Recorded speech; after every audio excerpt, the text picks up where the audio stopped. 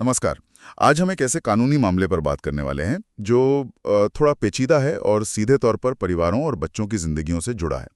मुद्दा है भारत में उन बच्चों के संपत्ति अधिकार का जिनका जन्म ऐसी शादियों से हुआ जिन्हें कानून पूरी तरह वैध नहीं मानता। हाँ, ये वाकई एक संवेदनशील विषय है। और हमारे पास जो स्रोत है वे मुख्य रूप से हिंदू विवाह अधिनियम 1955, खासकर उसकी धारा 16, फिर हिंदू उत्तराधिकार अधिनियम 1956 की धारा 6 और सुप्रीम कोर्ट का एक बहुत ही अहम फैसला है रेवान सिद्धप्पा बनाम मल्लिकार्जुन, उस पर आधारित है। तो चलिए इस कानूनी गुत्थी को थोड़ा सुलझाने की कोशिश करते हैं। क्या ऐसे विवाह से जन्मे बच्चे वैध माने जाते हैं? और सबसे बड़ा सवाल, उनके विरासत के अधिकार वो क्या है, खासकर पैतृक संपत्ति को लेकर। बिल्कुल। और ये चर्चा जरूरी इसलिए भी हो जाती है क्योंकि पहले खुद सुप्रीम कोर्ट के अलग अलग फैसले थे इस पर, जैसे वो नीलम माँ और भारता माता वाले मामले। हाँ, उन्होंने काफी कंफ्यूजन पैदा कर दिया था। कुछ फैसलों में कहा गया कि ऐसे बच्चे सिर्फ माँ बाप की अपनी कमाई हुई संपत्ति के हकदार हैं, पुरखों की नहीं। तो बड़ा भ्रम था। तो आज हम यही समझना चाहते हैं कि सुप्रीम कोर्ट ने आखिर इस भ्रम को दूर कैसे किया।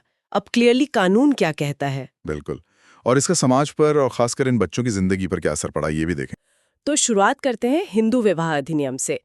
देखिए, ये दो तरह की शादियों की बात करता है जो पूरी तरह वैध नहीं है। एक शून्य यानी वॉइड और दूसरी शून्य करणीय यानी वॉइडेबल। शून्य और शून्य करणीय, ठीक है। हाँ, शून्य विवाह तो वो है जो कानून की नजर में कभी हुआ ही नहीं। जैसे कि मान लीजिए बिना पिछले तलाक के कोई दूसरी शादी कर ले। और शून्य करणीय विवाह वो है जिसे रद्द करवाया जा सकता है, जैसे कोई शादी धोखे से या दबाव में हुई हो। अच्छा, तो अगर शादी ही कानूनी तौर पर कह सकते हैं मजबूत नहीं है, तो उससे जन्मे बच्चों का क्या स्टेटस होता है? क्या उन्हें नाजायज माना जाता है फिर? नहीं, यहीं पर हिंदू विवाह अधिनियम की धारा 16 बहुत महत्वपूर्ण हो जाती है। धारा 16(1) साफ कहती है कि भले ही शादी शून्य हो या बाद में शून्य करणीय करार दी जाए, उस शादी से जन्मे बच्चे हर हाल में वैध लेजिटिमेट माने जाएंगे। हर हाल में? हाँ, और धारा 16(2) ये भी पक्का करती है कि अगर शून्य करणीय विवाह को बाद में रद्द भी कर दिया जाता है, तब भी बच्चे वैध ही रहेंगे।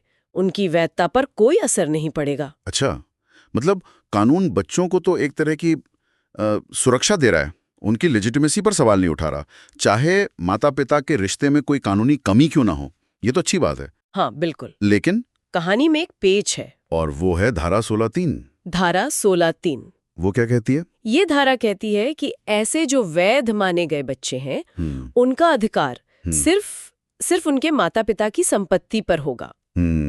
और पारंपरिक रूप से इसकी व्याख्या ऐसे की गई कि उन्हें पैतृक संपत्ति यानी जो एंसेस्ट्री प्रॉपर्टी होती है या संयुक्त हिंदू परिवार की संपत्ति, उसमें कोई हक नहीं मिलेगा। ओहो, यहीं पर मामला फंसता है ना। एक तरफ तो कानून कह रहा है कि बच्चे वैध हैं, बिल्कुल लेजिटिमेट हैं, और दूसरी तरफ उन्हें परिवार की उस संपत्ति से दूर रखा जा रहा है जो पीढ़ियों से चली आ रही है। ये थोड़ा विरोधाभासी नहीं लगता? बिल्कुल लगता है।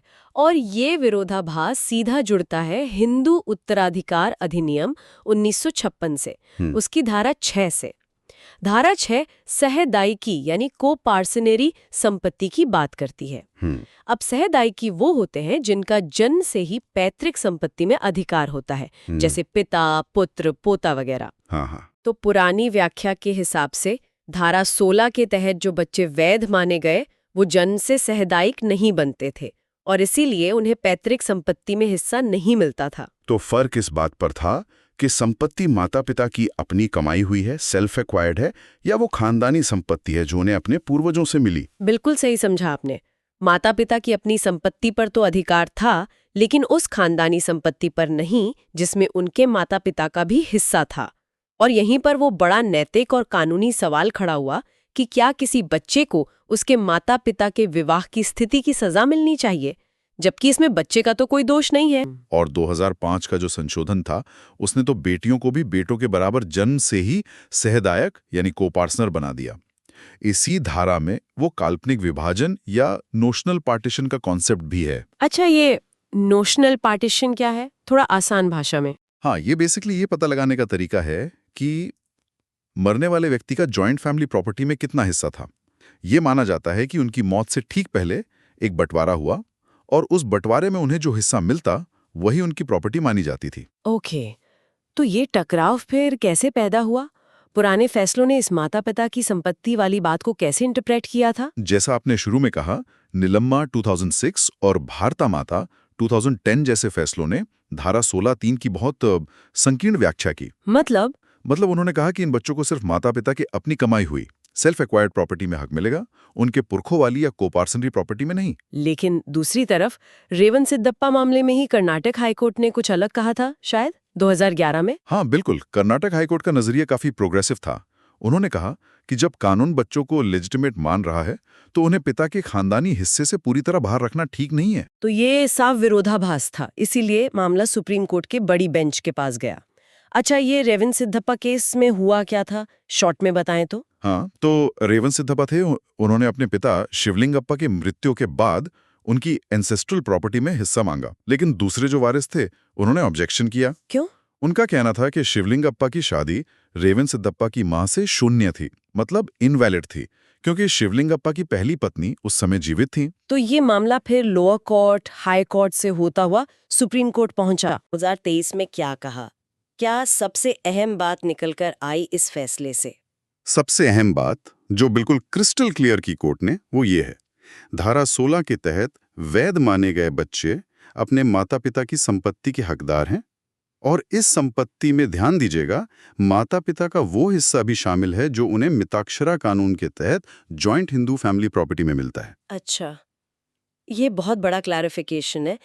तो ये हिस्सा मिलेगा कैसे उन्हें? क्या वो सीधे दादा या परदादा की संपत्ति में क्लेम कर सकते हैं? नहीं, यहीं पर एक बहुत जरूरी बारीकी है जिसे समझना होगा। कोर्ट ने यह भी साफ किया कि ये बच्चे जन्म से सहदायक यानी को-पार्टनर नहीं बनते। ओके। उनका हक सीधे पूरी जॉइंट फैमिली प्रॉपर्टी पर नहीं होता। उनका अधिकार सिर्फ अपने माता या पिता के हिस्से तक ही सीमित है। और वो माता पिता का हिस्सा कैसे तय होगा फिर? वो तय होगा उसी काल्पनिक विभाजन यानी नोशनल पार्टीशन वाले सिद्धांत से, जो हिंदू उत्तराधिकार अधिनियम की धारा 6 में है।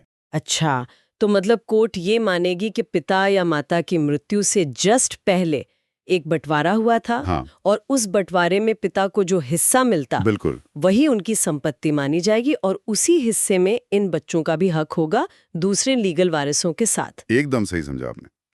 वो सीधे दादाजी की प्रॉपर्टी में जीते जी बंटवारा नहीं मांग सकते, जैसे एक जन्मजात को-पार्टनर मांग सकता है। उनका अधिकार पिता या माता के हिस्से पर उनकी मृत्यु के बाद ही क्रिस्टलाइज होता है। समझ गए। तो इस फैसले ने एक तरह से हिंदू मैरिज एक्ट की धारा 16(3) और हिंदू उत्तराधिकार एक्ट की धारा 6 के बीच में एक तालमेल बैठा दिया। हाँ बिल्कुल, और जो नीलम्मा और भारता माता वाली संकीर्ण सोच थी उसे पलट दिया। तो और देखिए, ये फैसला सिर्फ संपत्ति के बारे में नहीं है, ये इस बात पर भी जोर देता है कि कानून को कैसे देखा जाए।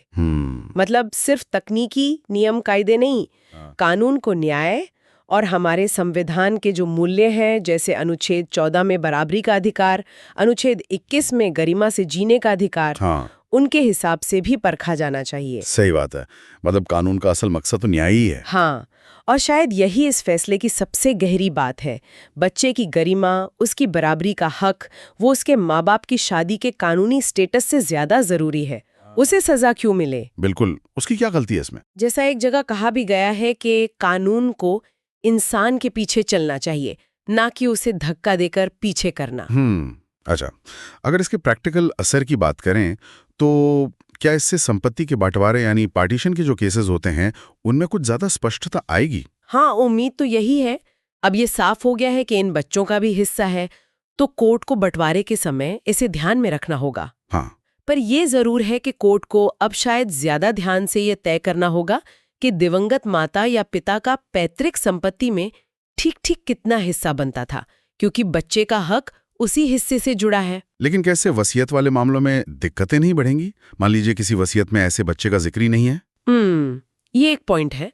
विवाद तो बढ़ सकते हैं, क्योंकि अब कानून ने हक दे दिया है, भले ही वसीयत में नाम ना हो। हाँ। पहले कई बार क्या होता था कि वसीयत के जरिए या परिवार के दबाव में इन बच्चों को किनारे कर दिया जाता था।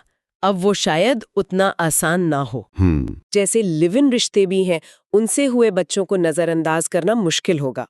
और जमीनी स्तर पर जैसे सरकारी रिकॉर्ड वगैरह में नाम दर्ज कराना। हाँ, उसका भी फायदा हो सकता है। जैसे प्रॉपर्टी रजिस्टर है या रेवेन्यू रिकॉर्ड्स, उनमें नाम दर्ज कराने में अब कानूनी आधार ज्यादा मजबूत होगा। ये सिर्फ पैसे का सवाल नहीं, एक सामाजिक पहचान का भी सवाल है। लेकिन क्या ये सब जमीनी स्तर पर लागू हो पाएगा आसानी से? मतलब कानूनी हक मिल गया, ठीक है, पर जो परिवार हैं, समाज है, वो इसे मानेगा? देखिए, ये असली चुनौती है। बिल्कुल सही कह रहे हैं आप। कानूनी लड़ाई जीतना एक बात है, पर सामाजिक स्वीकृति पाना वो दूसरी। हाँ, सरकारी दफ्तरों में भी अड़चनें आ सकती हैं।